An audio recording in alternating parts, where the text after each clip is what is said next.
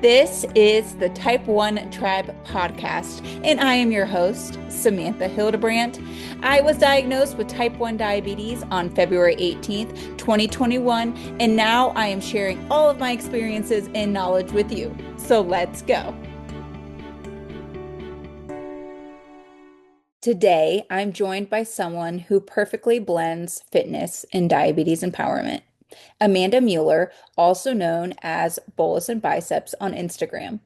Amanda is a powerhouse when it comes to navigating workouts with type 1 diabetes. From lifting weights to balancing blood sugars, she's made it her mission to help others feel confident, capable, and in control no matter what their glucose number says.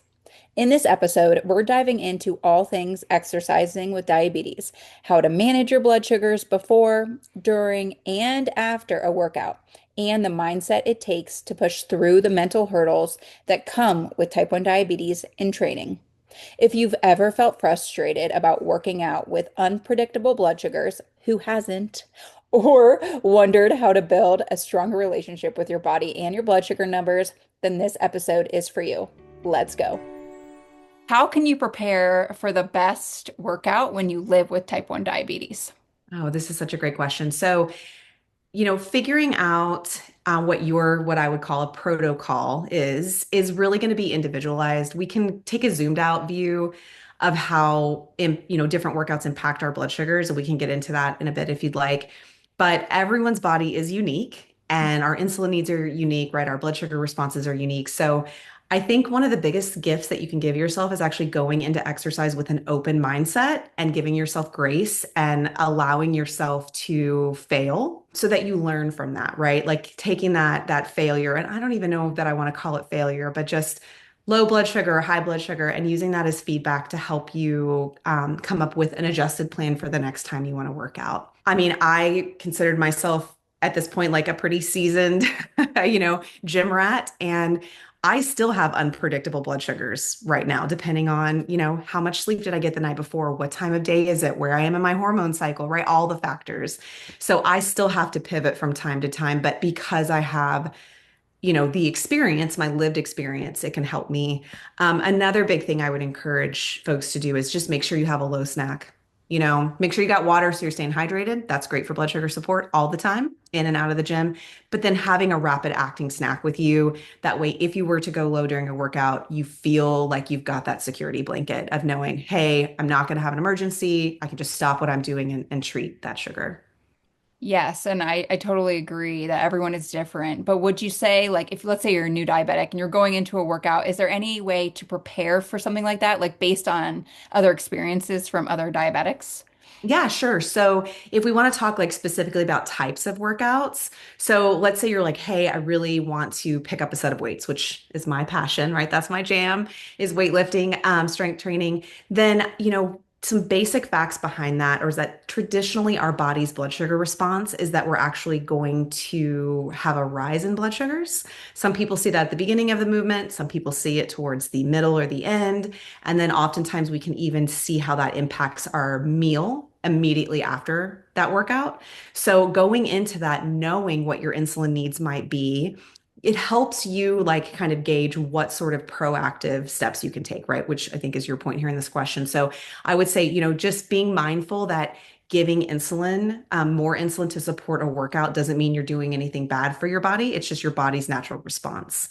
And again, that also kind of ties into that mindset I was talking about, the idea of like, us eating something or doing something that raises our blood sugar shouldn't equate to we're doing something wrong. It's just we're more calculated as type 1 diabetics. So we have to take an extra step or give that extra insulin. And then on the flip side of that, sometimes more aerobic activity, like a walk, a light jog, maybe riding a bike, those can make blood sugars drop. So again, having that snack on board, maybe temping down or pausing insulin leading in to that workout so that you're not entering a workout with insulin on board at peak time, at peak action time, because that creates a perfect storm for us, right? Sure does. Right. So being mindful of how we can set ourselves up for success, whether it's more insulin or less insulin. Is it, going into a workout with food on board, with not food on board, and what better supports our body? And it is so frustrating being a new diabetic. And Especially if you're an adult, like that didn't have to do it before, and then all of a sudden you have to start calculating all of this. It can be really frustrating, but it's doable, which is what I'm hearing from you, which is great. Yeah, it is doable. And you also don't have to go in and like bust out a 90-minute, strength training workout. You could just pick up a set of free weights that are, 10, 15, 30 pounds, whatever you feel like you can handle and lift for 20 minutes. And then take note, of how your graph behaved. Did you need to give insulin? Did you need to eat a snack? And then, as you're progressing in your workout journey, you can start increasing that time, 30 minutes, 45 minutes, and so on. But you don't have to go in, full force with this like big, extraordinary plan. You can kind of take it in small baby steps so that you feel like you've got more sustainability in learning how your body's responding and then also giving yourself time and that grace we were talking about on just learning what works best for you. Hmm. And so for weightlifting or strength training, why do our blood sugars tend to rise? So it's just our body's natural response to like the stress and the cortisol, adrenaline, all those natural hormones that happen. And so, because we have, lots of hormones in our body that are dysregulated because of type 1 diabetes, it's not just insulin, right? And because our liver doesn't dump out, glucose in a regulated way either, then, like I was saying before, we're just more calculated. So, we're not doing anything that's wrong. I mean, if we didn't have a diabetic body, we would have no idea that like a 30-minute strength training workout would make our blood sugar shoot up to 200. So it's our body's like kind of fight or flight, like, oh, stress is being added, adrenaline's pumping, like I'm really putting a lot of effort into what I'm doing. Your body just kicks in and does what it's supposed to do. Yes, I agree. And sometimes that information is nice to know. Like instead of thinking that of that as a bad thing, like, oh my gosh, my blood sugar is going up. It's like, well, we're actually blessed in some sense that we even can see that. Like you just mentioned, other people don't even see that information. So it's kind of nice to have the data. I love so much that you said it that way. And like, I need that reminder too, because mindset is such a big part of, I think, just the diabetic journey in general. But I'm so glad that you said that really. And I even appreciate that reminder for myself today because we do have so much data and so much feedback that it can feel so overwhelming. And we're like, what are we supposed to do with all this information? But in a way, like we can spin that around and say, like, hey, I'm really blessed to be able to understand more about how the human body works, what's unique about my body. I actually think that as T1Ds, like we're really high functioning individuals. We just may not have tapped into that yet. Like we don't know that about ourselves. And so, what can we do with all of this information that allows us to, dream big and execute big things? Totally. I mean, before I was diagnosed, I knew nothing about my body, like, in detail like this, but it's like, oh, wait, this is kind of cool. Yeah, it stinks sometimes, but it's still cool information. Honestly, same. Like I know way more now than I did before. Maybe too much sometimes. Like I am a type A, analytical gal over here. That's the accountant in me. So you don't have to like, want to read and bleed information all the time, but it's available there. And when we understand more about ourselves, like it's the self-empowerment, like you were talking about behind that. I think that's great. Hmm. What is the ideal timing for a strength training workout or a cardio workout? It's whatever works best for you whenever you have the motivation. And, look, motivation comes and goes too. Sometimes it's just about discipline. I think as diabetics, we love routine, like our blood sugars and body loves routine. Again, type A, I own it. I know who I am. So I'm someone that thrives on a schedule. So for me, getting that workout in like before 11 a.m. is what's going to work best for me. If it's afternoon or 1 o'clock, it's just probably not going to happen for me because I just know myself. But I'm also very mindful that like my insulin needs personally drastically decrease as the day goes on. So like if I ate a meal for breakfast and then ate that meal for dinner, I need like more than double the insulin in the morning for that meal. So any kind of workout I'm doing in the later half of the day is going to impact my blood sugars and increase even more insulin sensitivity, which we love insulin sensitivity. So for me, working out in the morning, both my schedule, kind of a great way to start the day, or take a break mid-morning and support blood sugars. That's what's best for me. But some people, work day jobs and they can't get to the gym until 8 p.m. So I think it's more about like identifying how your blood sugar and what your insulin needs are in that segment of the day, and then what adjustments you need to make around that segment of the day when you're incorporating exercise. But I would actually encourage people to mix it up.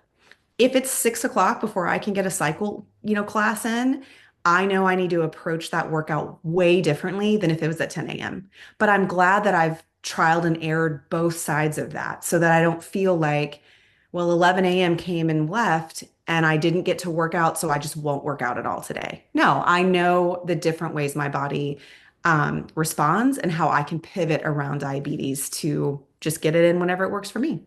Totally. I'm like you though. I'm definitely a morning workout person. And if I don't work out by a certain time, I like start to stress. I'm like, oh my God, when am I going to work out? So I know that same thing. I know that about myself. So I try to work out before I start my day, which is also nice because I don't have any insulin on board usually. And so for like cardio purposes, it is nice not having to worry about the insulin portion. Yeah, that's true. Yeah. Yeah, I would just say whatever works best for you in your schedule. Don't let don't let the time of day, don't let diabetes like be the big resistance that's holding you back from doing it. Just go for it and practice. Play around with it different times of day, Don't let it be a limitation for you. Yeah, and I think you can be flexible with your workout too. Like if you know you just took a lot of insulin or something, it's like, okay, well, maybe that's a time for strength training and not cardio or yoga or something that's not as, super intense on your body when it comes to something like cardio. Yeah, absolutely. So I kind of have this like mindset that I talk about with clients that I work with in the strength like in the fitness area about what we call a movement menu. And so, because sometimes, oh man, I mean, we already have so many decisions we have to make every day, right? Like not just living, but like living with diabetes. And so, if we can limit some decision fatigue in our life, I'm all about it. So, if you think about like a movement menu, throw it up on a bulletin board, a whiteboard, a post-it note in your phone. And what are 4 to 7 types of movements you like? Is it a 20-minute strength training? Is it a 20-minute low impact cycle? Is it a 45-minute, walk around the block? Is it a 30-minute kickboxing class? Whatever you like. And then when you wake up that day, if you're like, oh, my intention was to do this 30-minute kickboxing class, but I had a meeting that ran late. I didn't get to eat lunch when I wanted to. My schedule's just gone awry. My kids were driving me crazy, whatever it is. You can look at your movement menu and say, well, I can just pick something else because there's enough variety in here for me that I don't have to think too far outside of the box. I'm picking something I still enjoy, but I'm going to pick something that better supports my schedule and my blood sugars in this moment. And I think it can really help us mentally. Oh, I love that so much. Because I get pretty hard on myself too, because I'm pretty strict with my schedule, and then I get mad at myself if I don't run or whatever the case may be. And so I love that. That's really great. It happened to me this morning, honestly. Like I was dressed, I was ready, I was going to do a strength training workout. And then I was like, I just had this mental block and I was like, this is not what I need right now. And so I changed my shoes and I went for a 45 and I put in my earbuds and I just went for a 45-minute walk outside. The weather's like 55 degrees. It was beautiful. And I listened to some music and it's exactly what I needed for my nervous system, for blood sugars. And I pivoted. But like that's one of the things that's on my movement menu is just taking a nice long walk by myself. So I felt great about the movement that I got in. And I don't feel like I sacrificed a commitment I've made to myself by putting down the weights and picking something else. And I love that you also think not only about diabetes, because I notice sometimes in the type 1 diabetes community, it's always like, oh, blood sugar this, blood sugar that. But it's like we have to remember we're more than just blood sugar. And so, like, you can change a workout if you feel like it, not necessarily because of your blood sugar, but if you just need that, then that's great. Absolutely. I mean, I've done a lot of, like I said, a lot of, spent a lot of time in the gym, a lot of time looking at blood sugars. And so most of the time, like I go into a workout with my blood sugars where I want them to be, and I leave a workout with my blood sugars where I want them to be. And I don't even mean that in a braggy way. It's just like, it's part of who I am. It's part of my commitment to myself. And I've just put in the hard work to do it. But even on days where my blood sugar is like exactly where I want it to be, mentally, I may be like, oh, I really don't want to go to the gym. So we have a little home gym here that's got some free weights and like ropes and stuff like that. You could just go in there, could go outside, get on the bike. And so you're right. It's not just about like, what does my diabetes need? It's like, what does Amanda need? And I think that's the bigger picture because how our nervous system is being regulated or the pressure that we're putting on ourselves. Oftentimes we put shame on ourselves or, we got to do better, right? We got to have better numbers. That all weighs on us so much emotionally and mentally. And we can't let all of our decisions be about exercise, and diabetes. And that's something else I feel like can get sticky with exercise and diabetes is it's like we start associating movement with bringing our blood sugars down. And I think that can be such a dangerous place to live. I'm not gonna lie, I have a walking pad on wheels. It lives under my desk. And I love like answering emails and like getting a little 15-minute walk in. I think that's great, especially here in Texas in the summers when it's brutal to go outside. But if my blood sugar is being really sticky, I can just wheel this bad boy into the living room, watch a TV show with my husband and walk. But I also incorporate movement for the most part in my life because it makes me feel good. I love feeling strong. I love the friends and the community I have at the gym. I do love the way my blood sugars are responding globally from continued strength training. But I've worked really hard not to just make movement associated with lowering blood sugar, Mm. for both adults and I think even for some of the parents I've talked to about this. Like, and again, bringing up the movement menu idea, like let your kid or let yourself have a list of things that can help them bring down blood sugar, but don't pigeonhole yourself into like, oh, this exercise now has or this movement has a negative connotation because it's just about like my blood sugar's trash right now and I got to do something about it. You Mm. actually want to feel all the good feels about it too. Mhm. Hopefully that made sense. Yes, yes, it did. And I think it also is like dancing in your kitchen can be a workout. Like it can be something fun. It Totally. doesn't have to be this like Yes. serious workout. It's more just Yeah. like movement of your body and like obviously, yes, strength training is so important, but once again, it doesn't have to be like going to the gym, doing a weights. Like it can be something more enjoyable for that person. Maybe you need to vacuum the house. Get up and start moving and vacuuming for 10 minutes. I mean, honestly, like sometimes just getting up and like getting that insulin moving a little bit, getting our heart rate up a little bit can help big time. But you don't even need your blood sugar to be in a funky place. Just step away from the screen and go outside for 5 minutes, walk around your house, walk around your yard, pick up a couple sticks. I don't know, but don't limit movement to blood sugar correction. Hmm. Movement should be a blessing in your life. It should be a reward. It's a privilege to move our bodies. It should make us feel joyful. It should make us feel proud, you know? So how did you get so into fitness and learning about your body? Was this after your type 1 diabetes diagnosis, before? And tell us a little bit about your diagnosis story. Yeah, sure. So I was diagnosed at the age of 24, and I'm 42 now. So I, man, I ignored diabetes for a very long time. So when I turned 30, I joined, this is when I was living back in Dallas. I joined a gym and was like, okay, I like just need to take a little bit better care of myself. I'm single. I'm gonna stay single. The 20s were trash because that's again when I was diagnosed. So like we're moving into a new era, folks, right? And I was like, I'm single, I'm single, I'm single. And I met my husband because he was my trainer at the gym. Yeah. Cute. Yeah, yeah. So that whole plan went out the window. Not the exercise portion, but like this is the me time, right? And so now, fast forward like almost 12 years of being together, exercise has like had its high and low seasons in my life and in Cameron, that's my husband, in his life too. And sometimes we're on the same trajectory and sometimes we're not.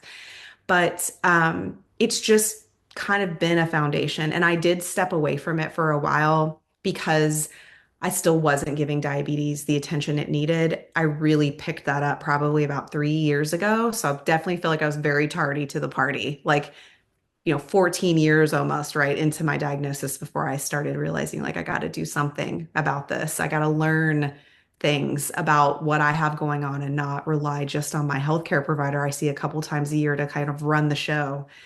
So I learned about how movement, especially strength training and growing lean muscle mass, can create long-term insulin sensitivity for us. And the very quick and dirty explanation of that is when we grow muscle or we have muscle, it increases what's called glucose uptake, which means that some of the sugar, some of the glucose that's living in our bloodstream gets pulled out of the bloodstream and housed in our muscles, and then it's converted into glycogen, which is used for energy, like when we're lifting weights or just kind of living our life, right? So I've been kind of in this sustainable season of weightlifting for a few years now, and I have seen my insulin needs drop a lot.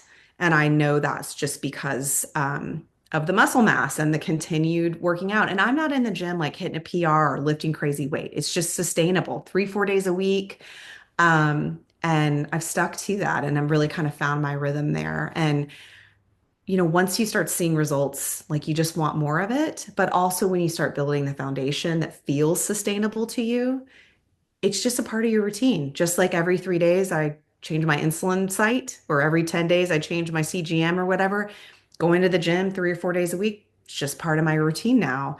And I can tell when I fall out of that routine because I feel off balance. So, I love it. And through all of that education, like the self-education I was doing, I was like, I want to help other women, especially women living with T1D, understand how important this is to them. So that's what led me to getting my personal training certification. And I also have my CES, which is corrective exercise specialist certification, which is more geared towards like people that are have injuries, have limitations, things like that. As I'm aging or, working with women of all ages, like being able to dive a little bit deeper into kinds of movements that have a low impact but can still help us obtain those goals are important to me. So I'm always learning and researching more about that. I love it. That is so great. I love that you like turned your life around a little bit when it came to diabetes. That is so great. And 24 is a hard age, I think, to be diagnosed because you're still like figuring out your own life at that point, especially Yeah. when you're single, I think, because I don't know if you felt this way, but I've talked to other people that are like, it really hits them hard, like, oh God, nobody's gonna like me because I'm a diabetic now and that whole thing. And so I think that's a really hard age. So I'm actually like impressed that you did eventually be like, okay, I gotta get my stuff together. Oh, being diagnosed in my mid 20s, just it sucked. Like there's no other way to explain it. I mean, I felt like I was like a kid, like a toddler that was expected to learn all this stuff. And I'm like, wait a minute, I'm out of school. I'm past school. Like there wasn't supposed to be any more homework or education, right? And now I have all of this pressure. I'm supposed to like eat a certain way and deliver this exact amount of insulin, which, newsflash, not true. We're all different. We all have variable needs, right? Um, and it felt even more limiting. When I was trying to date, I would tell guys out of the gate, like, hey, I have type 1 diabetes. A lot of people were like, I'm out. I don't, and maybe it was the stereotype they didn't understand. I'm grateful for it. Honestly, I'm better for it. Uh, even employers having those kinds of conversations with coworkers and your boss, I mean, it just felt crazy. And I really just wanted to be accepted.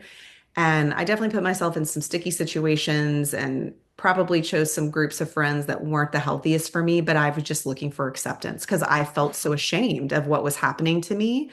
I didn't understand why it was happening to me. And it took me a really long time to get there. But at 40, I reinvented my life and it's never too late. Like it is never too late to finally decide today is the day. I don't have to figure it all out today, but I can do it. And like at 42, I'm in the best shape of my life. I love, like, I'm so grateful for the relationship I have. I'm so grateful for the community, people like you that are like, hey, you want to hang out and talk today? I'm like, heck yeah, I do.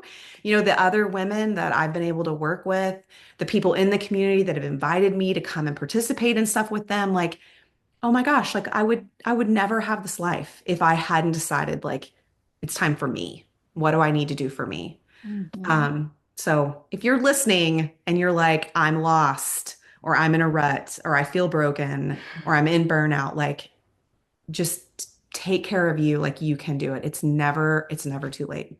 And I do agree with like finding at least one T1D friend, even if it's online, Yeah, finding someone you can totally. talk to because you feel more accepted that way and like connected and they understand what you're going through.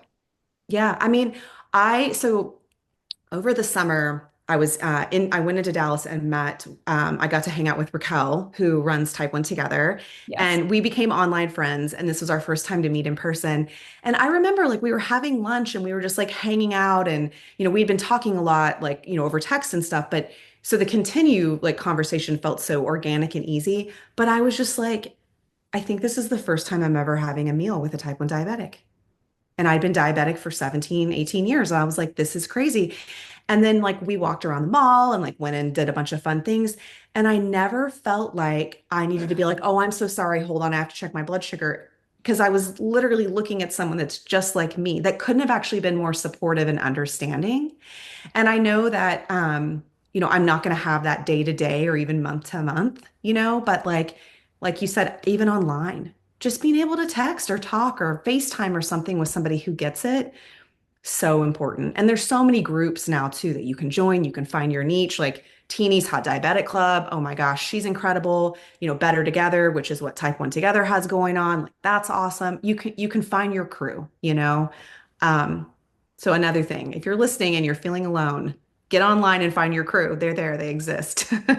It makes a huge difference. It really does. Like having Yeah, somebody on your side that knows. And even I remember I went on a walk with a type 1 diabetic friend and she kept looking at her like watch and I'm like, "Are you okay?" And she's like, "Actually, I'm at 54." And I was like, "What? Why didn't you tell me sooner?" I was like, "We need to stop and sit on that bench." But like where somebody else may have been like, "What do you mean?" Like, "No, let's keep walking." Like right. I was almost mad at her that she didn't tell me sooner, like to stop. And so yeah, it's just people you got to have the T1D friends.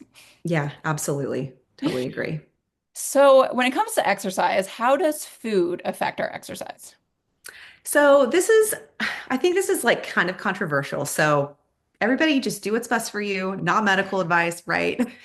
I am not an advocate for working out on an empty stomach, especially if it's strength training. Because for me personally, I find that if I have fueled my body prior to a workout, my lifts feel better, right? I feel stronger, I feel more powerful. I don't feel as draggy, than if as I'm lifting on an empty stomach.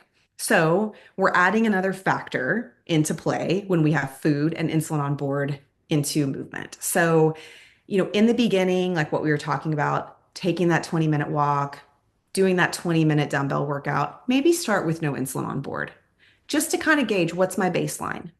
And then after a few workouts, when you feel confident, maybe you want to have a small breakfast or a small snack and give yourself that insulin. Um, I know there's a lot of trust that has to happen around insulin on board and movement and how we feel about low blood sugar. Low blood sugar is a real thing. It's a scary thing. And a lot of people have a truly justified fear of it. So I get it. And that's why I always say make sure you have low snacks on you so that you have that security blanket of like, I'm good. I'm not going to have an emergency. I'm not going to pass out. I have what I need. Right. Or maybe even telling someone if you're working out in a gym or you've got a buddy, like, hey, here's my situation. I have what I need, but I may ask for help. And here's what's up. Um, so I think that like, again, back to my own personal experience, having that fuel on board makes me feel better. And because I know that strength training can traditionally rise blood sugar a little bit, I give myself a full bolus for my meal. And maybe even sometimes a little bit more if I feel like I'm trending high or like depending on where I am in my cycle, right? I'm just going to need more insulin. Aerobic activity can be a little bit more challenging, I think. And you're a cardio girl, right? So I do both. I do both. yeah, okay. I do some cardio, but like it's not like I've got cardio in my life for like heart health and stuff, but it's not my jam. I'm not a runner. But again, like we talked about in the beginning, having that, you're running and then insulin's got what we call duration or insulin action timing. So if you're moving and then that insulin hits its peak time, its peak action time, it's like the perfect storm for going for a low. But then on the backside of that, sometimes you can get out of a long run or out of a cycle class, and then you've got a rebound high.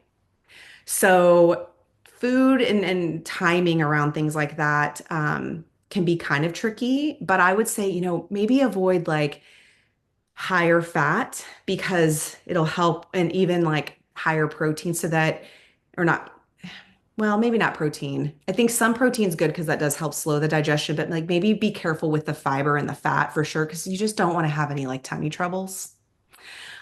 Think about the type of carb too. Like, is it a rapid acting carb or is it a more drawn out carb, right? Like, are you eating a banana? Or are you eating half a banana with some peanut butter?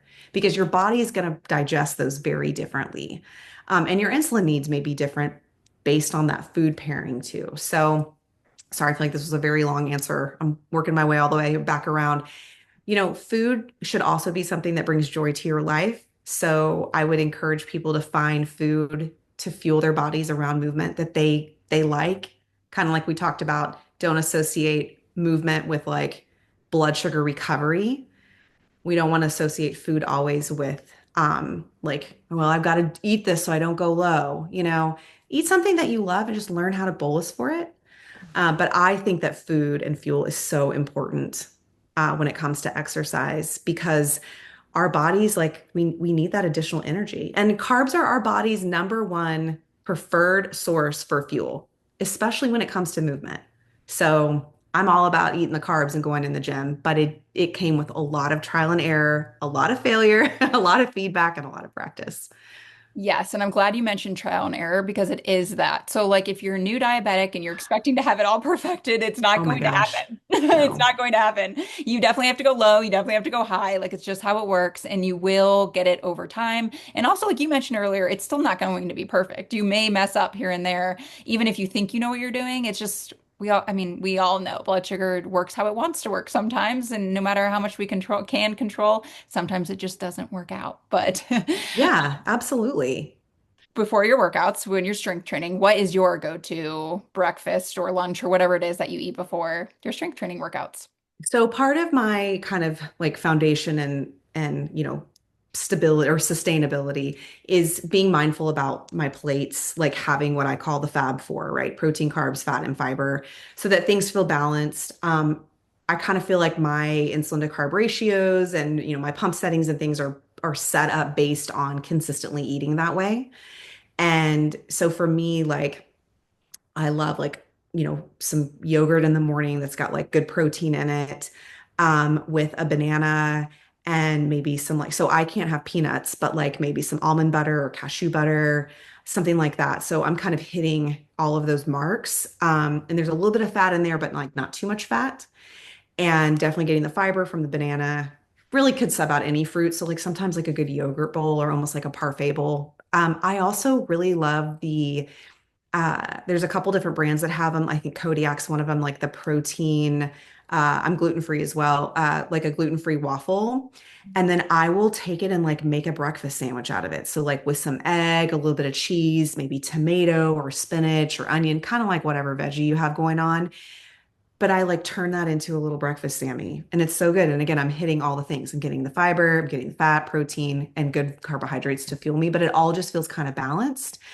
If I just ate a banana and like went to the gym, I mean, my blood sugar would be like 250, like almost immediately, because the banana is going to hit me super fast. The strength training is going to impact me.